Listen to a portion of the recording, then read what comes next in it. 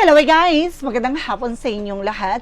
I am Chirigas Mama Sagariciano, a faith healer, also a tarot reader. So ngayong hapon na to, tignan natin ano kayang gusto sabihin ng ating mga gabay. So this is something, an urgent pasilip na para sa ating Senator na si Rodante Marcoleta. Hagilapin at tuklasin natin yung mga bagay na mahagilap at maging gabay sa kanya, no? And of course, this reading is something entertainment purposes, at the same time, gabay lamang po ito. No? And of course, guys, alamin natin, no? Tuklasin natin yung mga bagay na mahagilap natin sa energy niya. Ito yung mga bagay na maaring maging gabay sa kanyang hinaharap, no? Sa kanyang posibleng maganap. So, let's see. Angel Spirit, let's give information po. Alamin natin at tuklasin natin yung mga bagay na makahagilap natin sa eksena niya, sa situations niya, at the same time sa mga bagay na nakatago sa behind the scenes. Alamin natin yan, guys. So, let's watch this. Then of course guys, don't forget to like and subscribe my channel and hit ko siya ba for more videos update. Of course, maraming salamat po sa mga walang sawa mag-suporta sa aking channel, lalo-lalo nang skip ng ads na may pagpalain po kayo ng Diyos at may kapal. Siksik digdig umapaw na biyayang manumbalik sa inyo. So let's see guys, what is the messages, advice sa iyo ng ating Angel Spirit. So let's watch this. Angel Spirit, let's give information po. Ano kayo gusto sabihin? No, ng ating mga gabay sa ating senator na si Senator Marcoleta. Alamin natin yan, guys. So, there's something unhappiness. So, there's something related about sa families, no? Now, may mga bagay maaring kumbaga, magkaroon ng gatherings, no, with the family. There's an ultimate happiness. Now, there's something guys with the Knight of Wands for slow and steady, manatiling kalmado. Huwag siya maging agresibo. So, kailangan habaan niya yung pasensya niya. Kumalma-kalma siya. Ganon. Matuto siya maging kalmado. So, let's see. Because there's something guys with a two pentacle with a balance. So, kailangan niya maging balance physically, mentally, emotionally. Natimbangin niya yung mga bagay na makakatulong lamang sa kanya. And of course, there's a strength with a confident, no? Merong lakas loob, no? Kakaharapin, na may mga bagay na magbibigay ng lakas ng loob at tapang sa kanya. Let's see additional messages. And of course, there's the Nine of Cups. Now, there's something, a wish, fulfillment. May mga bagay siyang gustong may sa katuparan o maaaring may mga bagay na matupad, no, sa kanyang mga gustong gawin. Let's see. Angel Spirit, let's give information. And there's something, a Four of Cups. Now, just reevaluate or analyze na may mga bagay siyang kailangan pag-isipan. Klaruhin, liwanagin. So, kailangan na matuto siyang pag-isipang mabuti bawat decision or actions niya. Now, what is the Ten of Cups? Ano tong bagay na related about sa Ten of Cups? Represent with the Seven of Cups. Now, there's something confusion. Now, mayroong bagay na maaaring magpagulo sa situations niya regarding with their families. No? Kumbaga, meron ditong confusion. No, maaaring biglang maguguluhan ng eksena with their families. So, there's something guys with the King of Swords. No, stop the pattern. Meron siyang kailangan putulin. No, maging wise siya this time. Maging matalino siya this time. So, may mga bagay na kailangan niyang mas maging listo at practical at the same time. No, putulin yung mga bagay na hindi nagsuserve. And of course, there's something, an information for with a Page of Wands. So, there's something news, an information coming in. So, may balita. There's a phone call messages coming in na kailangan niya maging balance, no? Timbangin niya yung mga bagay na makakatulong or mga bagay na importante sa kanya. What is the Strength card? Reference with the Five of Wands. So, there's something complication. Na meron ditong parang nagbibigay kapagaan, nagpapakabagabag, na parang nag-worry sa kanya, na nagbibigay worry sa kanya, na meron dito na kailangan mas maging matapang siyang harapin to, or mga bagay na nawawalan siya ng tapang. Ibig sabihin, natatakot siya, na, or nangangamba siya from possibilities. Let's see additional messages with the Nine of Cups. The Knight of Cups represents with the Magician for manifestation. No? Ibig sabihin nito, may mga bagay na may isa sa katuparan dito. This is something reflection. No, there's something manifestations. No, kung ano man yung bagay na gagawin mo, no, at ito yung bagay na to ay talagang pinupurso mo yung bagay na ginagawa mo. No, kumbaga makakamit mo ito. So, ibig sabihin makakamit niya ano ba yung bagay na gusto niyang mangyari. No, kailangan lang mag-ingat kasi there's a reflection. So, ibig sabihin dito, ano man yung bagay na kanyang gagawin, no? magre-reflect sa kanya yun. So, there's a good and bad thing. So, kailangan maging aware siya. What is the Four of Cups? The Four of Cups represent, guys, with the King of Pentacles being security. So mas meron ditong security, no, may mga bagay na iniingatan or kailangan ingatan, no, na dapat pag-isipan with the Four of Cups. Now this is something the Four of Cups, this is something to re-evaluate or analyze. May mga bagay na kailangan pag-isipan, klaruhin, liwanagin, no, hindi pwedeng bira ng bira, ura-urada, ganon. So kailangan pag-iisipang mabuti niya. Though with the Ten of Cups and the Seven of Cups represent with the Queen of Pentacles being maturity, how to manage and control their finances at the same time. No, may mga bagay na magpapagulo sa situations dito regarding with this person, babae.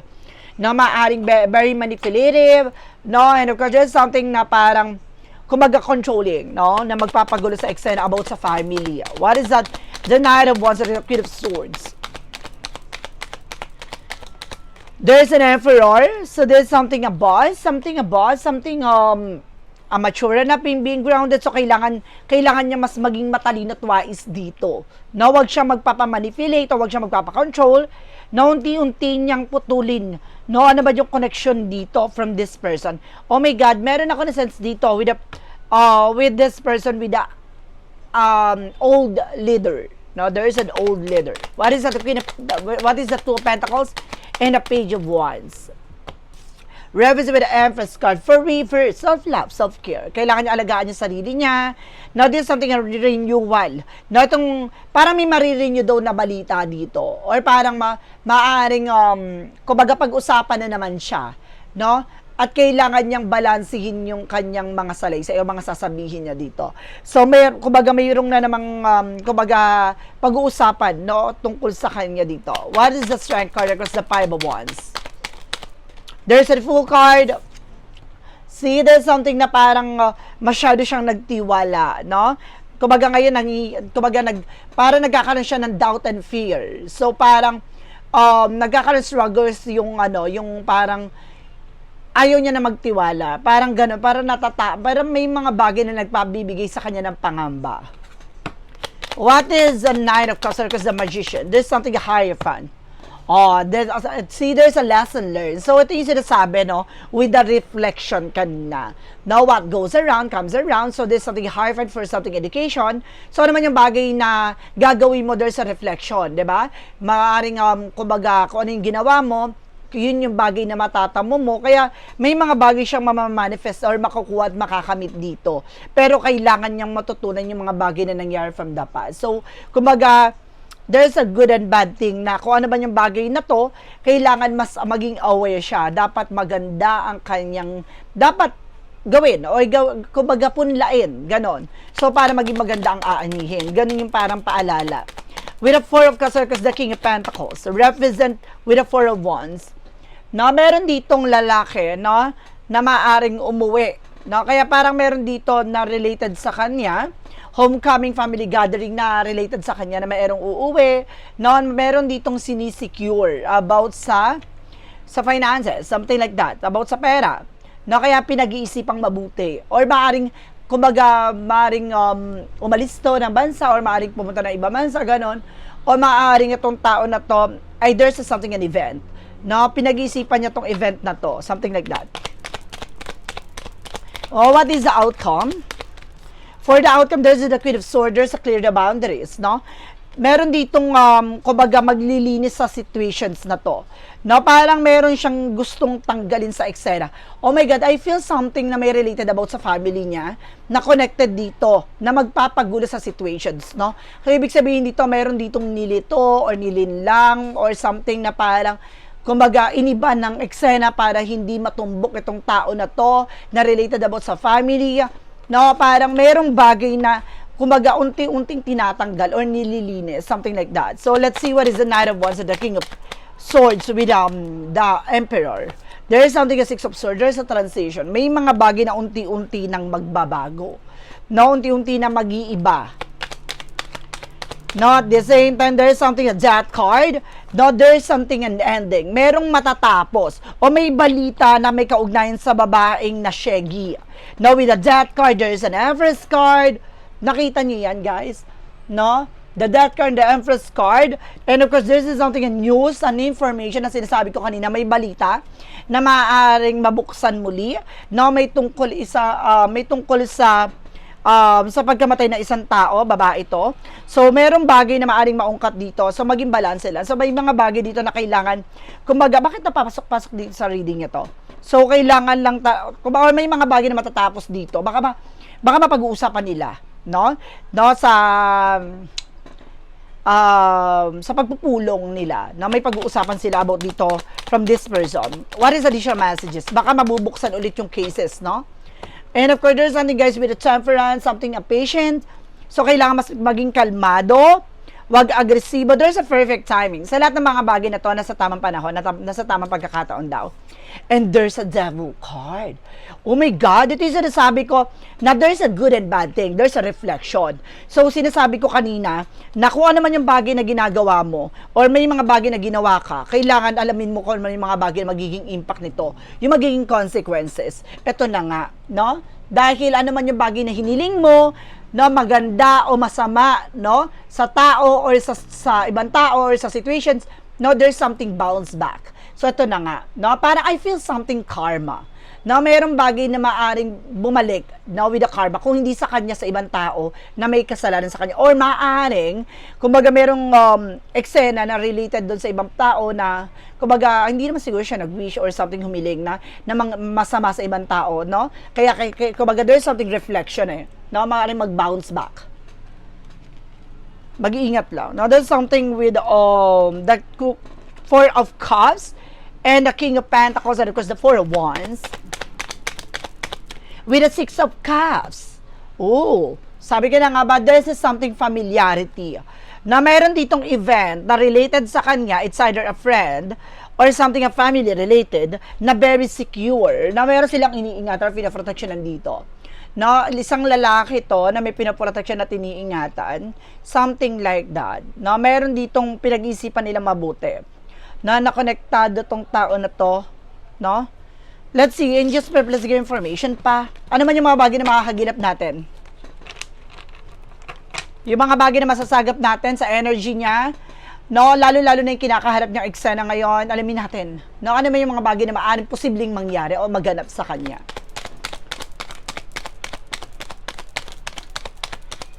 No, nagkakaroon na siya ng stress, anxiety, sleepless nights, no? Very stressed. And there's a Hermit card. The answer is here. So, may mga bagay na magbibigay kaliwanagan na. Na-stress siya the way na parang may lalabas na informations regarding with the Nine of Pentacles about sa isang, kumbaga, about sa finances. So, there's something about this, about sa wealth, about sa pera. Mayroong isang bagay na mayroong information na maghahatid no, tungkol sa mga pera. Something like that. And there's an 8 of Wands. So, see, there's a messages and email. Meron daw bagay na malalaman dito. Kasi meron maghahatid ng information. Nakita niyo yan, there's a parrot. No, may maghahatid ng information dito. There's a messages. Na ano tong bagay na to? Ay, there's a justice card. Na may tungkol sa justice. And of course, there's a revelation. May revelations about sa justice. So, meron ditong bagay na matutuklasan about this justice situation. So, kailangan maging balanse siya. O may mga bagay na may huhusgahan na. O bagay na maaring magbigay ng justice sa situations na to. Oh, ibig sabihin, merong bagay na malalaman at may bagay na ma-reveal sa kanya dito, ha? Ano kaya yun, guys? So, let's see. Now, about naman sa kanyang work, about sa situations niya, anong mga bagay na maaaring mangyari sa kinaharap niya.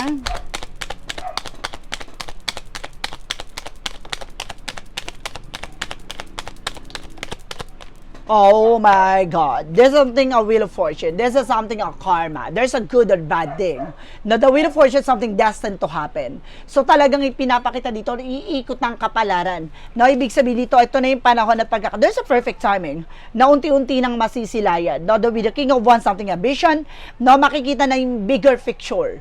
So, may bagay talaga malalaman about sa kanya dito with the Five of Swords. Oh my God, gigisa yung sariling mantika. So, it means mag-ingat siya sa mga kanyang mga nilalathala sinasabi dahil baka magamit again sa kanya. And of course, there's a Page of Pentacles in Best Wisely. Mag-ingat siya sa mga bagay na papasukin niya dito. So, mas maging aware siya sa mga bagay na gagawin niya. Additional messages. Oh, meron tatrader sa kanya. Merong magsasabotage sa kanya. There's a Ten of Swords in the High Priestess. Sekreto. Secret. Mystery. No, that, kumbaga marireveal. Kanina sinasabi ko, diba? Ang traidor. Ibig sabihin malalaman na ang traidor o may something traidor na may sikretong traidor. Ano kaya yun? Sino kaya yun? No, ang sikretong traidor. Ay. Nagets niya ba, guys? So, let's see. Comment down below kung nagets niya. Additional messages. There is something at 10 of Wands na nagbibigay pabigat sa situations. Or maaring there's a overloaded. No? Maaring masyado na mabigat ang situations na to. Na maaring, kumbaga, let's see, ano tong bagay na to? Ano yung magiging outcome dito? No? Okay, there's a continue what they doing. And the Page of Swords something and get more information. Marami pang bagay na makukuhang informations dito. Being curiosity. Kumbaga, kailangan niya mas maging matuklas, maging maalam, no? Marami siyang bagay na matutuklasan dito na kailangan, may pagmamasid ako na si sense, na may pagmamasid, na kailangan niya mas maging aware sa paligid niya, sa situations niya, sa ginagawa niya. So, let's see guys, what is additional messages pa tayo? And there's a Two of Cups, there's a partnership. No, may partnership daw dito. No? And there's a Six of Pentacles about sa pera, no? It's either may nagbayad or may binayaran, something like that. No, Six of Pentacles, there's a give and take, no? May mga bagay din at the same time na may matatanggap siya or may makukuha siya o may mga bagay na kung ano man yung bagay na binigay mo, no, yung mga bagay na makukuha mo. So, yun yung sinasabi din dito. May partnership. Ay, there's a Seven of Swords with a sneakiness. No, there's a cheating, lying. So, may kasinungalingan dito about sa partnership. No, just being aware lang, guys. So, let's see what is additional messages na tayo with a shadow work represent what?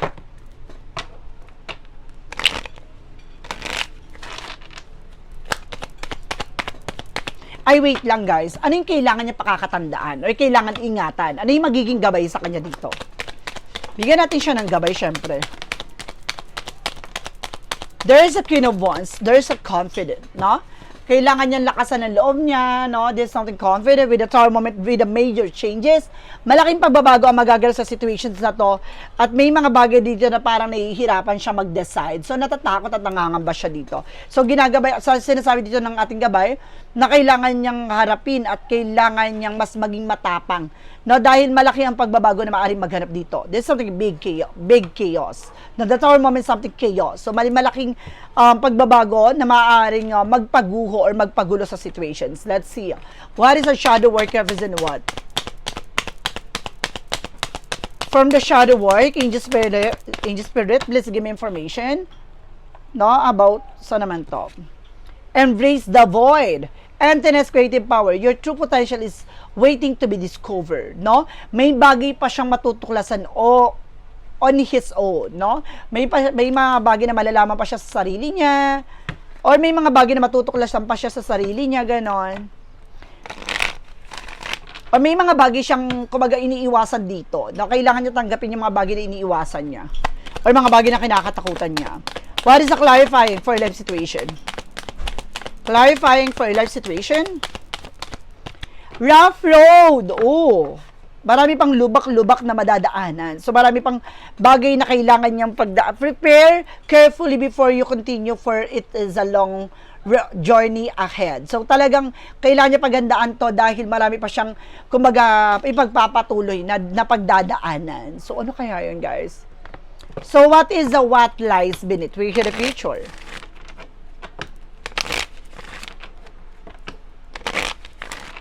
What is the what lies beneath with the future? Mga bagay na katago sa kanyang hinaharap. Oh my God. Oh, one more card please, Angel Spirit. Last one more card please.